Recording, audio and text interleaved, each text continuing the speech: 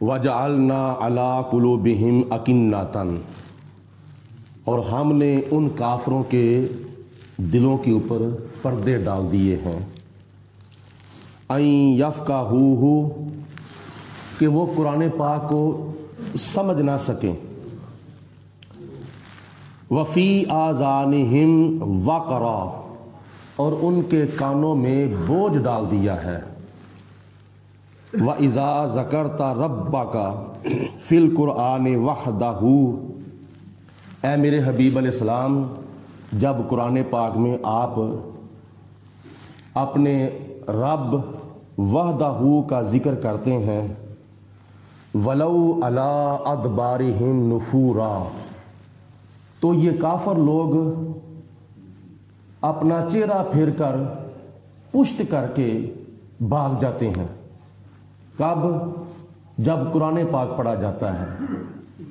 تو یہ بھاگ جانا، چہرہ پھیر لینا قرآن پاک سے، یہ مسلمانوں کا طریقہ نہیں ہے، یہ تو 1400 سال پہلے کافروں کا طریقہ تھا۔ تو میں آپ کو یہ تو نہیں کہہ سکتا، لیکن کافروں والی عادتیں اور ان کی خصلتیں اپنے اندر پیدا نہیں کرنی چاہیے، اور ایسی بری خصلتوں سے بچنا چاہیے، اور اللہ کا قرآن توجہ کے ساتھ اور غور کے ساتھ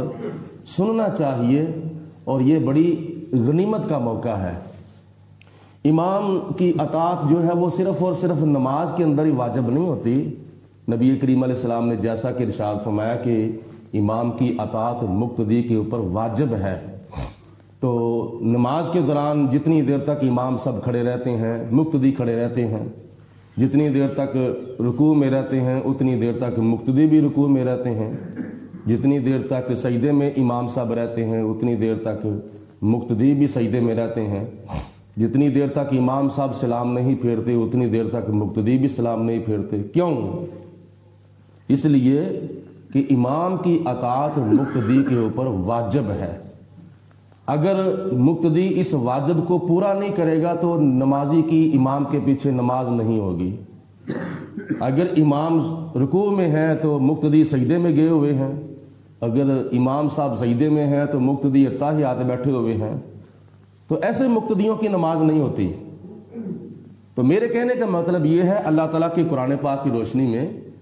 کہ امام کی اطاعت صرف اور صرف نماز کے اندر واجب نہیں،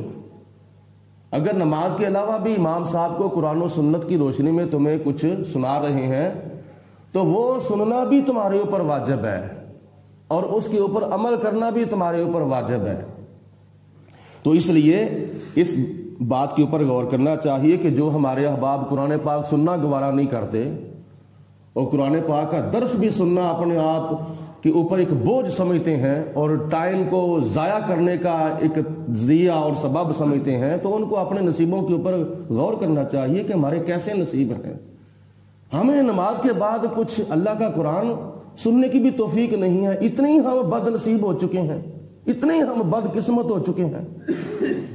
دنیا کے کام اتنے سر کے اوپر چڑھ گئے ہیں کہ ہم نے کون سی آگ ہوتی ہے جو گھر کے اندر بجھانی ہوتی ہے کہ اللہ کا قرآن بھی سننا ہمیں نصیب نہیں ہوتا۔ تو بہرحال ایسے اپنے بھائیوں کو ذرا تھوڑا سا سمجھایا کرو، ان کو جو فکر دلایا کرو۔ بہرحال میری تو ڈیوٹی ہے اللہ کا قرآن سنانا، سمجھانا، سکھانا، تو یہ نصیبوں والے ہیں، یہ محبت کا سودا ہے۔ تو میں یہ ضرور کہوں گا کہ جس طرح امام کی اطاعت نماز کے اندر واجب ہے، اس طرح امام کی اطاعت نماز کے علاوہ بھی واجب ہے۔ اگر امام صاحب قرآن و سنت کی روشنی میں کچھ کہہ رہے ہیں، اگر اپنی طرف سے کہہ رہے ہیں تو نہ مانو۔ بہرحال اللہ تعالیٰ کی ذات بابرکات نے فرمایا کہ ہم نے کافروں کے دلوں کے اوپر پردے ڈال دیے تھے، جس کی وجہ سے کافر مشرک مکے کے جو تھے وہ قرآن پاک کو سمجھ نہ سکے، اور ان کے کان بھی جو تھے وہ بوجھل تھے، اگر سنتے بھی تھے تو ان کا کچھ نامناسب مقصد ہوتا تھا۔ تو اللہ تعالیٰ نے آگے ارشاد فرمایا وَإِذَا ذَكَرْتَ رَبَّكَ فِي الْقُرْآنِ وَحْدَهُ، جب آپ قرآن پاک میں اپنے رب وحدہ کا ذکر کرتے ہیں، یعنی اللہ تعالیٰ کے احکامات بیان کرتے ہیں، تو کافر لوگ جو ہیں وہ اس قرآن پاک کو نظر انداز کر کے پشت کر کے بھاگ جاتے ہیں۔ اللہ تعالیٰ آگے ارشاد فرماتا ہے نحن اعلم بما یستمعون بہ، ہم خوب جانتے ہیں کہ کافر لوگ پہلے تو سنتے ہی نہیں ہیں، اگر سنتے بھی ہیں تو ان کا کیا مقصد ہوتا ہے؟ وہ صرف اور صرف نکتہ چینی کرنے کے لیے سنتے ہیں، آپ کا انکار کرنے کے لیے سنتے ہیں۔ اذ یستمعون الیک، جب وہ آپ سے کچھ سنتے ہیں، وَإِذْ نَجْوَا وَإِذْ هُمْ نَجْوَا، اور وہ آپس میں جب مشورہ کرتے ہیں تو کیا کہتے ہیں؟ اِذْ يَقُولُ الظَّالِمُونَ، تو اس وقت ظالم لوگ کہتے ہیں ان تتبعون الا رجلا مسحورا، اور تم ایسے مرد کی پیروی کرتے ہو جس کے اوپر جادو کیا ہوا ہے، جو جادو سے متاثر ہوا ہے۔ نبی کریم علیہ الصلوۃ والسلام کو مکے کے کافر پہلے نمبر پر تو جادوگر کہتے تھے، کاہن کہتے تھے، نجومی کہتے تھے، اور اس طرح کے برے لفظ نبی پاک علیہ الصلوۃ والسلام کو بولتے تھے۔ اور دوسرے نمبر پر مکے کے کافر نبی پاک علیہ الصلوۃ والسلام کے اوپر جادو بھی کرنے کی سر توڑ کوشش کرتے تھے۔ یہاں پہ دو نظریے ہیں مفسرین کے۔ کچھ مفسرین نے کہا ہے کہ نبی کریم علیہ الصلوۃ والسلام کے اوپر مکے کے کافروں نے، مکے کے جادوگروں نے جادو کر دیا تھا، اور حضور علیہ الصلوۃ والسلام کے اوپر جادو چل گیا تھا۔ اور کچھ مفسرین نے لکھا ہے کہ نبی کریم علیہ الصلوۃ والسلام پر مکے کے جادوگروں کا جو جادو ہے وہ اثر نہیں کر سکا تھا۔ یہ دو نظریے ہیں۔ تو دونوں نظریوں کو مد نظر رکھتے ہوئے تفسیروں کے اندر جادو چلنے والی روایات بھی موجود ہیں اور جادو نہ چلنے والی روایات بھی موجود ہیں، مگر نظریہ کیا اپنانا چاہیے؟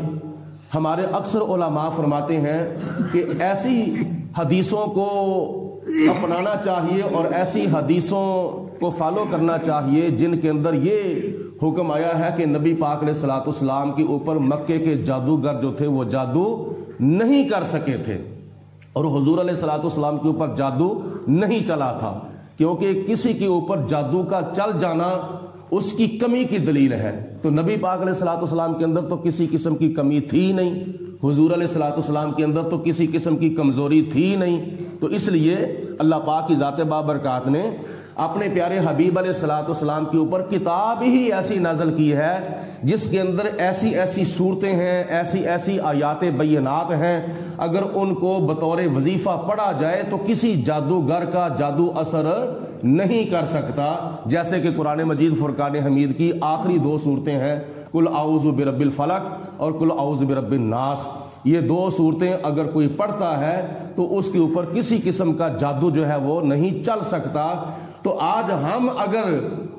کسی وقت قرآن پاک کی دو صورتوں کو کثرت کے ساتھ پڑھیں تو ہمارے اوپر جادو نہیں چل سکتا، تو جس کے اوپر اللہ پاک کی ذات بابرکات نے قرآن نازل کیا ہے تو اس کے اوپر پھر کیسے جادو چل سکتا ہے؟ تو اس لیے ہمیں ان حدیثوں کو اپنانا چاہیے اور ان حدیثوں کو فالو کرنا چاہیے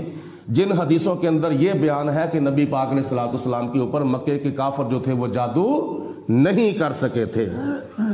انظر کیف ضربوا لک الامثال، اے میرے حبیب علیہ الصلوۃ والسلام آپ دیکھیں کہ یہ مکے کے کافر آپ کے بارے میں کیسی کیسی مثالیں پیش کرتے ہیں، کیسے کیسے آپ کے لیے باتیں کرتے ہیں، کبھی آپ کو جادوگر کہتے ہیں، کبھی آپ کو کاہن کہتے ہیں، کبھی آپ کو نجومی کہتے ہیں، کبھی آپ کو شاعر کہتے ہیں۔ فضلوا، اللہ تعالیٰ فرماتا ہے کہ وہ گمراہ ہو کے ہیں، مکے کے کافر، مکے کے مشرک جو ہیں وہ نبی پاک علیہ الصلوۃ والسلام کی بے ادبی کرنے کی وجہ سے گمراہ ہو گئے اور راہ راست کی طرف آئے نہیں تھے۔ فلا یستطیعون سبیلا، اور ان کے اندر طاقت ہی نہیں تھی کہ وہ راہ راست کی طرف آتے، وہ صراط مستقیم کے اوپر چلتے، ان کے اندر اتنی طاقت ہی نہیں تھی، توفیق ہی نہیں تھی ان کو۔ وقالوا، اور انہوں نے کہا، کنہوں نے؟ مکے کے کافروں نے کہا، اَإِذَا كُنَّا عِظَامًا، کیا جب ہم ہڈیاں ہو جائیں گے مرنے کے بعد، ہمارا جسم جو ہے وہ کیڑے مکوڑے کھا جائیں گے، باقی ہڈیاں رہ جائیں گی، اور اس کے بعد ورفاتن، اور ہڈیاں بھی ریزہ ریزہ ہو جائیں گی۔ اِنَّا لَمَبْعُوثُونَ خَلْقًا جَدِيدًا، تو کیا ہمیں پھر اس کے بعد از سر نو پیدا کر کے اٹھایا جائے گا، جبکہ ہماری ہڈیاں بھی ہو جائیں گی اور ہڈیاں بھی ریزہ ریزہ ہو جائیں گی، تو اس وقت ہم زندہ کر کے اٹھائے جائیں گے؟ یہ مکے کے کافروں نے انکار، مرنے کے بعد زندہ ہونے کا انکار کرتے ہوئے سوال کیا، یعنی انہوں نے کہا کہ یہ کیسے ہو سکتا ہے کہ ہم مر جائیں اور ہماری ہڈیاں بھی بسیدہ اور ریزہ ریزہ ہو جائیں تو پھر ہم زندہ ہو کے کھڑے ہو جائیں، یہ کیسے ہو سکتا ہے؟ اللہ تعالیٰ ارشاد فرماتا ہے، قل، اے میرے محبوب آپ ان مکے کے کافروں کو ارشاد فرما دیں جو قیامت کا انکار کر رہے ہیں، جو مرنے کے بعد زندہ ہونے کا انکار کر رہے ہیں، ان کو فرما دو، کونو حجارتن، اگر تم پتھر بھی ہو جاؤ، وحدیدا، اور تم لوہا بھی ہو جاؤ، تم مرنے کے بعد اگر پتھر بھی ہو جاؤ یا لوہا بھی ہو جاؤ، او خلقم مما یکبر فی صدورکم، یا تم اور مخلوق ہو جاؤ جس مخلوق کو تم بہت بڑی مخلوق سمجھتے ہو، مثلا کہ تم آسمان بھی بن جاؤ، تم بہت بڑا پہاڑ بھی اگر مرنے کے بعد بن گئے، تم بہت بڑا درخت بھی اگر مرنے کے بعد بن گئے، تم بہت بڑی زمین بھی اگر مرنے کے بعد بن گئے جس کے اندر کوئی روح کوئی جان نہیں ہوتی، تو اللہ تعالیٰ ایسی چیزوں کے اندر جان اور روح ڈالنے کے اوپر بھی قادر ہے اور وہ بھی حرکت کرنے لگیں۔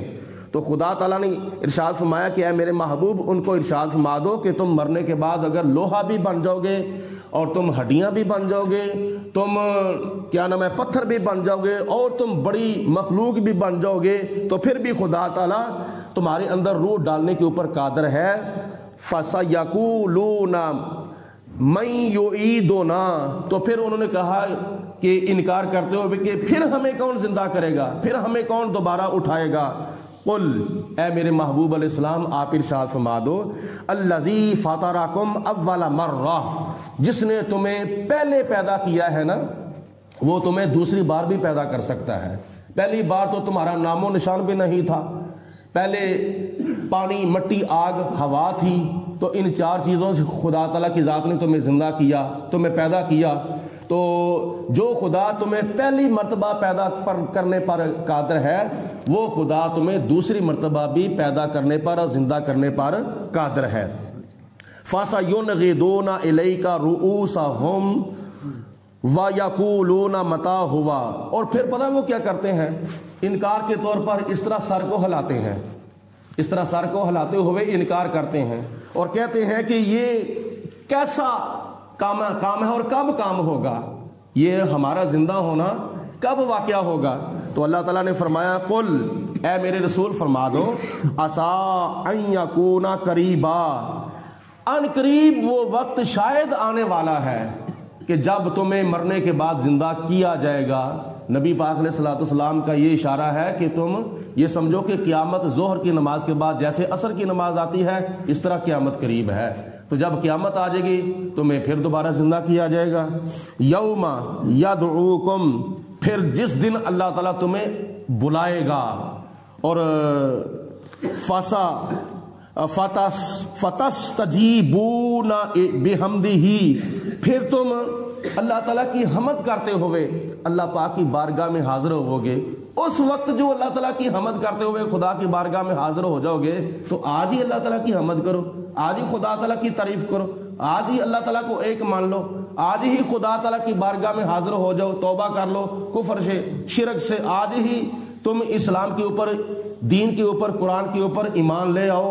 کل جو تم نے مرنے کے بعد جب زندہ ہونا ہے اللہ تعالیٰ کی قدرت کاملہ سے، اور پھر خدا تعالیٰ تمہیں جب آواز دے گا، بلائے گا، پھر تم خدا تعالیٰ کی حمد کرتے ہوئے اللہ کی بارگاہ میں حاضر ہوگے، تمہارا اور کوئی چارہ ہی نہیں ہوگا۔ وَتَظُنُّونَ، اور پھر تم یہ خیال کرو گے، تم یہ سوچو گے، تم یہ گمان کرو گے، إِلَّا بِسْتُمْ إِلَّا قَلِيلًا، ہم تو جتنا عرصہ بھی دنیا میں رہے ہیں بس تھوڑا سا عرصہ دنیا کے اندر رہے ہیں، ایسے ہے جیسے ایک خواب ہم نے دیکھا تھا، تو پھر کم کیا قیامت کے دن تم پچھتاؤ گے، تو آج ہی مان لو، آج لے ان کی پناہ، آج مدد مانگ ان سے، پھر نہ مانیں گے قیامت میں اگر مان گیا۔ آج اللہ تعالیٰ کے فضل و کرم سے ماہ رجب المرجب کی پہلی تاریخ تشریف لا چکی ہے۔ ماہ رجب کا چاند جو ہے وہ طلوع ہو چکا ہے رات کو، اور آج سے رجب کا مہینہ شروع ہو گیا ہے، جس کے اندر نبی پاک علیہ الصلوۃ والسلام کو معراج کا معجزہ عطا کیا گیا تھا، اور اس کے علاوہ اور بھی اس کی کافی نسبتیں ہیں اس پاک مہینے کی۔ تو آج جمعرات بھی اس مہینے کی پہلی ہے، تو اس مہینے کے فضائل و برکات اور اس کا تعارف جو ہے وہ آج مغرب کی نماز کے بعد ہفتہ وار درس قرآن اور ختم پاک کے اندر بیان کیا جائے گا۔ سارے حضرات شرکت کرنے کی کوشش کرنا، اللہ پاک سب کو